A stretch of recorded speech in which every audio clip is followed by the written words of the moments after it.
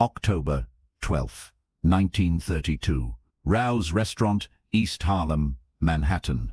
Salvatore Sally Burns, Sabella, the undisputed boss of Philadelphia, sat across from Lucky Luciano at a corner table.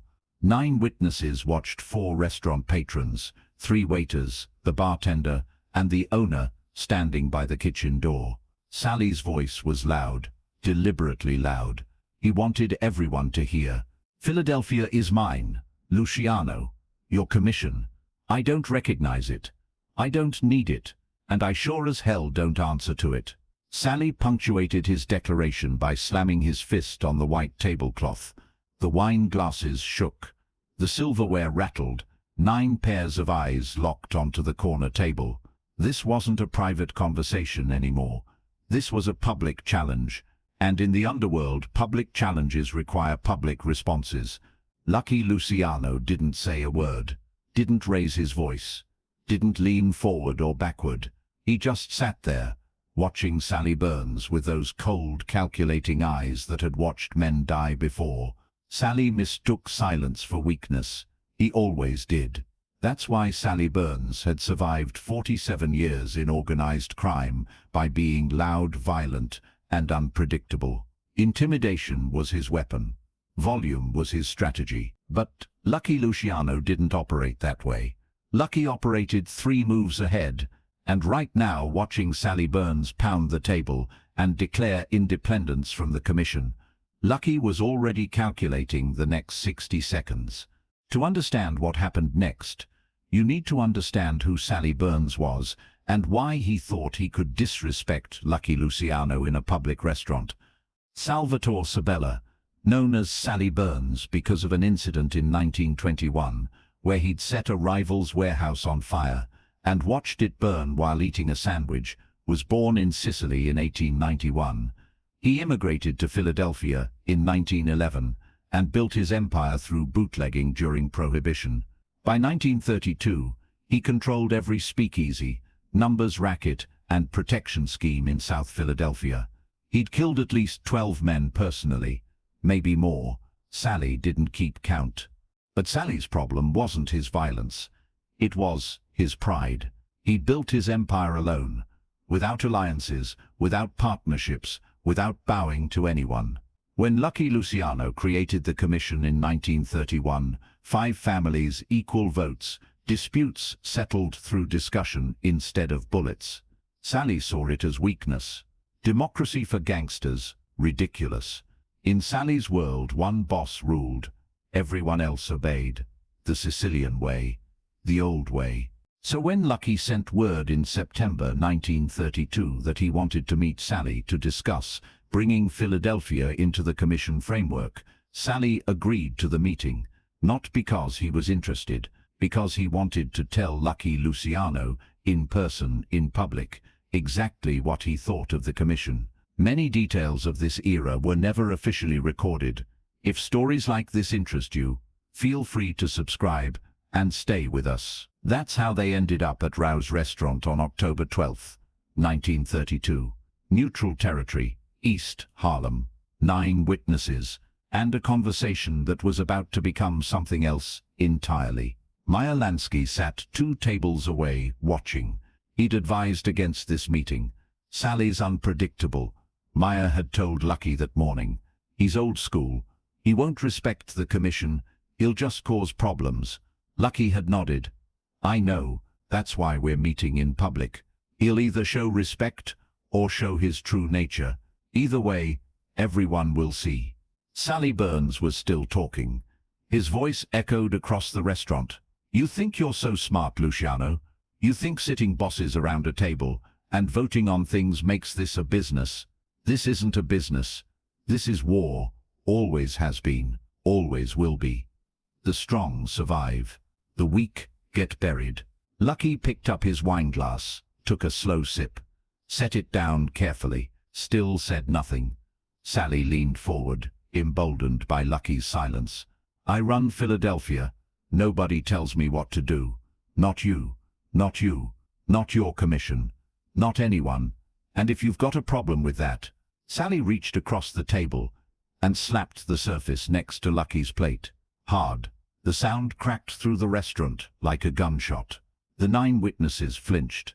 Meyer Lansky's hand moved instinctively toward his waistband, but Lucky didn't move, didn't blink, just watched Sally Burns make his final mistake. "You hearing me, Luciano? Philadelphia is mine. You stay out, or we go to war." That's when Lucky Luciano moved. Not fast, not violent, just deliberate. He reached across the table and took Sally's wineglass, the one Sally had been drinking from all evening, and calmly poured the red wine onto the white tablecloth. Sally looked confused. "What the hell are you?" Lucky picked up the wineglass by its stem, held it above the table for a moment, then let it drop. The glass shattered on the floor. Crystal fragments scattered across the tile. The sound echoed. 9 witnesses watched. Nobody breathed. Lucky bent down, reached into the broken glass, and picked up a single long shard. Sharp, sharp, jagged, dangerous. Sally's confusion turned to understanding, then to fear. "Lucky, wait." But Lucky wasn't waiting. He grabbed Sally's right hand, the hand that had just slapped the table, the hand that had gestured so violently, the hand that represented Sally's authority, and slammed it palm down onto the white tablecloth. Sally tried to pull away, but Lucky's grip was iron. Then, with his other hand, Lucky drove the glass shard straight through Sally's palm, through skin, through muscle, through the tablecloth, into the wooden table beneath. Sally screamed. Not a tough guy yell, a genuine scream of shock and pain. His hand was pinned to the table. The glass shard protruded from his palm like a stake through a vampire's heart. Blood spread across the white tablecloth in a dark red bloom. Sally tried to pull his hand free, but the glass shard was embedded too deeply. Every movement sent fresh waves of agony through his arm. Lucky leaned forward. His face was inches from Sally's. His voice was quiet, so quiet that only Sally could hear the words. But everyone in that restaurant could see the dynamic, could see who was in control, could see whose hand was nailed to the table. "Philadelphia is yours," Lucky whispered. "I'm not taking that from you. But when you raise your hand in my presence, remember, it's only because I let you keep it." Then Lucky stood up, pulled a napkin from the table, wiped his hands carefully, methodically, like a man who'd just finished dinner. He dropped the napkin on Sally's pinned hand, walked past Meyer Lansky without a word, walked past the 9 frozen witnesses, walked out of Rauji's restaurant into the October night. Behind him, Sally Burns was still pinned to the table, blood dripping onto his lap, his face twisted in pain and humiliation. The bartender finally moved, rushed over with a towel. One of the waiters ran to get pliers from the kitchen. It would take them 8 minutes to pull the glass shard out of Sally's hand. 8 minutes of Sally Burns sitting there, hand nailed to the table, while 9 people watched. But the real damage wasn't physical. It was psychological. Sally Burns had walked into Rao's restaurant as the untouchable boss of Philadelphia. He walked out. Well, he was carried out, as the man who got his hand nailed to a table by Lucky Luciano. The 9 witnesses would tell the story. By morning, every gangster from Boston to Baltimore would know. By the end of the week, Sally Burns would be a cautionary tale. October 13th, 1932. The next morning, Sally Burns woke up in a Philadelphia hospital with his right hand wrapped in bandages. The doctors had removed the glass fragments, stitched the wound, and told him he'd regain most of the function in his hand. Most, not all. He'd have nerve damage, permanent scarring, and every time he looked at his palm, he'd see the mark Lucky Luciano had left. But the physical wound would heal. The damage to Sally's authority wouldn't. By noon, 3 of his lieutenants had called, asking if the rumors were true. By evening, 2 of his protection rackets had stopped paying their weekly tribute. By the end of the week, Sally's grip on South Philadelphia had weakened significantly. Not because Lucky had sent men to challenge him, because Lucky hadn't needed to. The story did the work. Sally Burns, The man who'd ruled Philadelphia through fear and violence had been humiliated in public, and, in the underworld, humiliation is more dangerous than a bullet. A bullet kills you once. Humiliation kills your authority every time someone tells the story. November 1932. 3 weeks after the incident at Rouse, Sally Burns sent an emissary to Lucky Luciano. The message was brief. Mr. Sabella would like to discuss Philadelphia's participation in the commission. Lucky agreed to the meeting. This time, it was held in a private office. No witnesses, no theatrics. Just 2 men talking business. Sally's hand was still bandaged. He kept it on his lap during the entire conversation, never put it on the table. Lucky noticed, but said nothing. "I was out of line," Sally said quietly. It was the closest thing to an apology Lucky would get. "I spoke without thinking. I disrespected the commission. I disrespected you." Lucky nodded. "You did. I'd like to join. Formally. Philadelphia as part of the commission structure. We vote. We participate. We follow the rules." Lucky studied Sally for a long moment. Then he extended his hand. Sally hesitated. His injured hand was his right hand, but he shifted, shook Lucky's hand with his left. "Welcome to the commission," Lucky said. And just like that, the war that almost started in a Manhattan restaurant ended with a handshake in a private office. But Sally Burns never forgot. For the rest of his life, he'd live until 1963, Sally would carry that scar on his palm, and every time someone asked him about it, he'd tell them the same story, not with pride, with a lesson. "I thought I was untouchable. I thought my territory, my reputation, my history protected me from consequences. Lucky Luciano taught me different. He taught me that respect isn't about territory.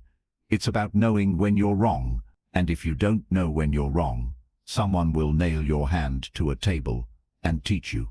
The 9 witnesses at Rouse restaurant never forgot either. The 4 patrons, 3 waiters, bartender, and owner, they'd all seen it happen. And for years afterward, whenever someone new started working at Rouse, the veterans would point to that corner table and tell the story. That's where Lucky Luciano nailed Sally Burns's hand to the table.